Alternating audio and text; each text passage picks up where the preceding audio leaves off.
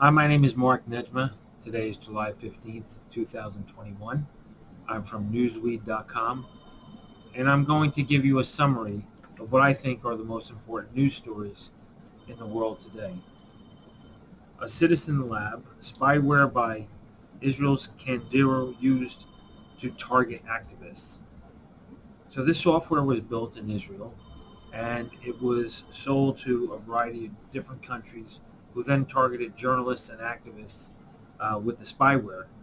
I'll give you an example. Using a pair of vulnerabilities in Microsoft Corp's Windows, cyber operatives operating in Saudi Arabia, Israel, Hungary, Indonesia, and elsewhere purchased and installed remote spying software made by Kandera, according to researchers. The tool was used in precision against attacks against targets, computers, phones, network infrastructure, and internet-connected devices.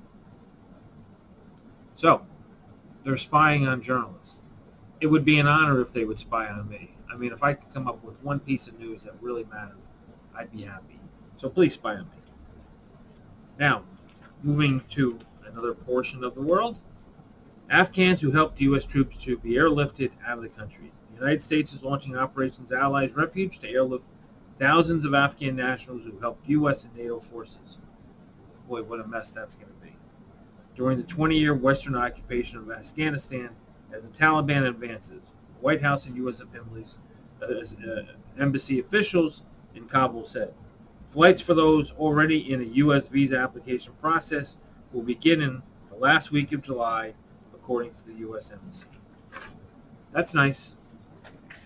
Get those people out of there who ratted on their own people.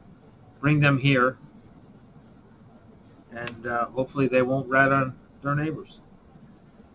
French police used tear gas to quell vaccine protest.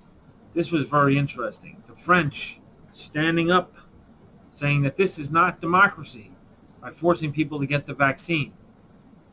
People are saying, hey, I just want to get a cup of coffee in public. You're going to make me get a vaccine? Make me get a vaccine card? It looks like we're heading towards dictatorship. That's what the French are saying. I'm with them. Nobody should be forced to get a vaccine, especially if not everyone is susceptible. Can we please just test the people that can get very sick and designate them? We have the technology. It's called genomics. Elsewhere, the death toll has risen in South Africa as violence and looting spreads. At least 117 people have been killed in spiraling unrest in South Africa, triggered by the jailing of former President Jacob Zuma, as frustrations over poverty and equality boil over. Well, basically, South Africa looks like the United States now. People just saying, hey, I don't have something. I'm going to break into the store and I'm going to take it.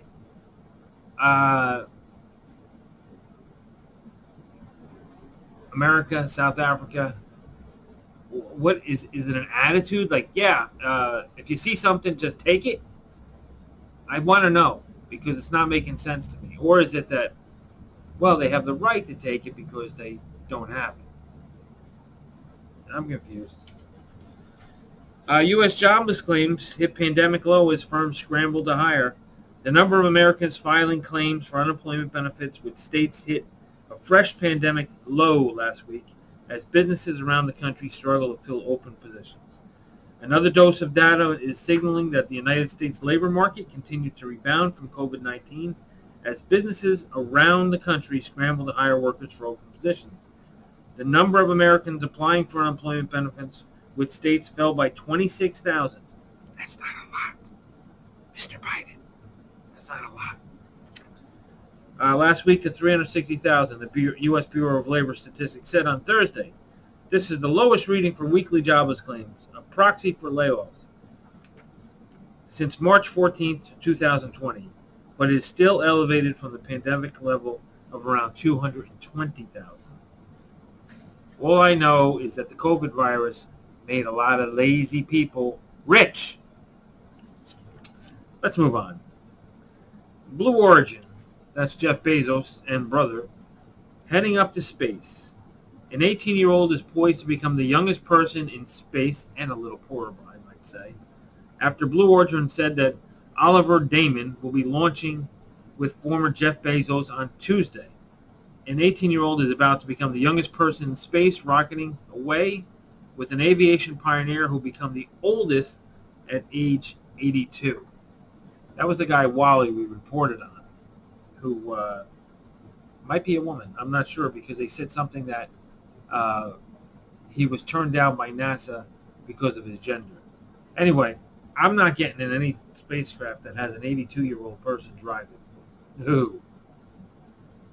Also soaring on Blue Origin First Loss with Bezos' brother and Wally Funk, one of 13 female pilots who went through the same training in the early 1960s as Mercury 7 astronauts did, but was rejected for being a woman.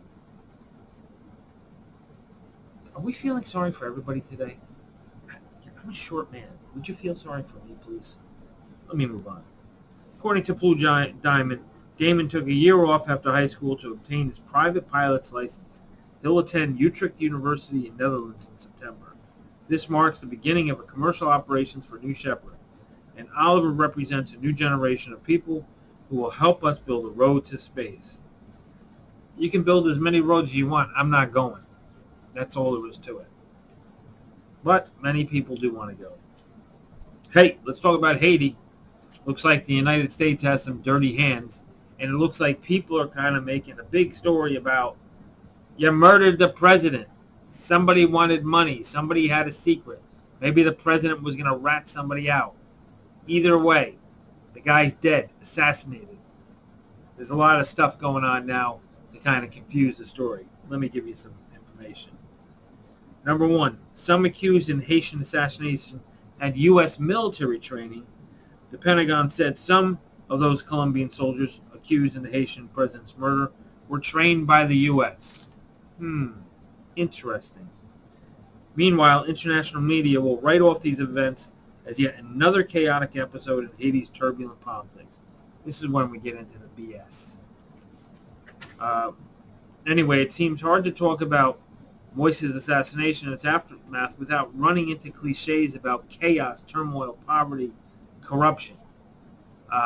Let's not leave out that Trump called Haiti a shithole, which from the videos it doesn't look too good. Anyway, the New York Times editorial described the event in similar vein, stating, an already turbulent political landscape in Haiti threatened to descend into further chaos on Thursdays as power struggle between two competing prime ministers stoked tensions after the assassination of President Jovenel Moise. Hey man, the United States should be there. We're supposed to be the good guys, but I hope we don't have dirty hands and we were part of this to create turmoil. I wanted to go to the Dominican Republic to hang out. Now I'm a little afraid, like, what will hit the fan. That's going to hurt the Dominican Republic too. You just mess everything up, guys. Guys, you mess everything up. Anyway, it goes into saying, well, Haiti was owned by the French, and then the people had a revolution, and they've been downtrodden. Come on. I always say this. New Jersey's corrupt because the people are corrupt. Haiti's corrupt because the people are corrupt. You can't have people in power unless you have people below them supporting them. So I'm not getting into the history of Woodrow Wilson sending troops and Jean Bertrand Aristide becoming the first democratically elected president. And Aristide's story is a prime example of how the U.S. intervention has consistently derailed Haiti's democratic. New York Times are blaming us, basically. Hey, get your crap together, build a good military, have good police, and stop being thieves. I don't want to hear about it. So that's the story in Haiti. We got a mess down there. Even the UN needs to get the hell out. Okay? The biggest problem with Haiti is how it can cross over and bring turmoil, possibly kidnapping, of American citizens trying to vacation in the Dominican Republic, which is a very nice place. Also corrupt as heck, but why are we ignoring this great asset of Haiti and the Dominican Republic? We should be there, helping them, helping the good people. That's what America's job is supposed to be. But no, we're just going to play politics and tell the history, which, by the way, causes nothing but trouble, because yesterday is not today. The only thing you can change is today. Getting on to other subjects, the NCAA, rah, rah, rah, rah, rah, I love college football. Well, basically every player out there can now have an NFT. For those of you who don't know what an NFT is a non-fungible token, something that's recorded on the blockchain. So now their images, the videos, everything about the players is now up for grabs to be turned into NFTs by the players. There are some players even charging $2,000 just to go to a pep rally. I think Obama started this stuff by saying the players should be paid. Hey, the U.S. Supreme Court said it was okay for them to participate like this. But I think what's going to happen is the diamonds in the rough, the people that aren't recognized, are going to be winning the bowl games. The other people are going to be, posing for pictures. I hope those guys get their butts kicked on the field. And I hope that unknowns are out there and become superstars, because the game is about the effort, being on the bottom and trying to get to the top, the fight up the hill. That's what America's about. We're losing that. We can't have it anymore. Anyway, big changes are coming to the NCAA. All I know is I'm game for NFTs for cheerleaders. Okay, so let's give you an example. And personally, I don't know why there aren't NFTs for cheerleaders, seriously, because I think they would do much better than the players. Who the heck wants to look at some bulky guy that's throwing a football? Cheerleaders.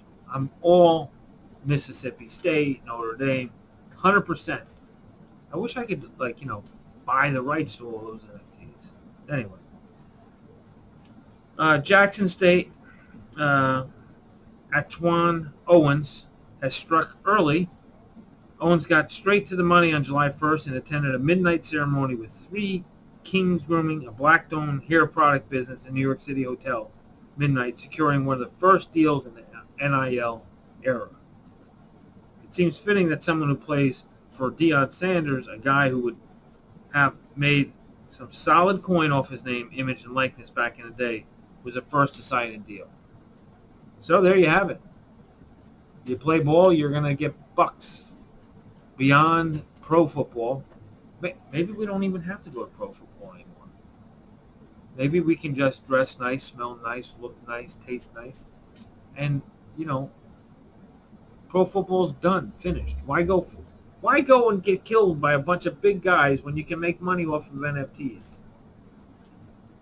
Haley and Hannah Cavender won't have to keep missing out on money. The twin hoopers on Fresno State's women basketball team have 3.4 million followers. See, that's the key. You got to have the followers. As well as 250,000 plus apiece on Instagram, and would have otherwise had to wait to monetize their robust social media following. But on July 1st, they signed endorsement deals with Boost Mobile, 6-Star Pro Nutrition, which makes sports supplements. The Cavenders proved that NIL rights are about more than just what football and men's basketball players can earn. Visibility in sport is certainly important, but college athletes like Cavender twins also have a different kind of visibility that's also valuable and more important. They have the right to take advantage of it. Well, I hope nobody takes my idea about getting some NFTs for the cheerleaders, because personally I would probably watch the cheerleader channel. 100%. That's all I have for you tonight. February 15th. Excuse me, not February 15th. July 15th. Cheerleaders are making me crazy. July 15th, 2021. Have a great night. Remember, it's never as it seems. I got to get on the phone and call some cheerleaders.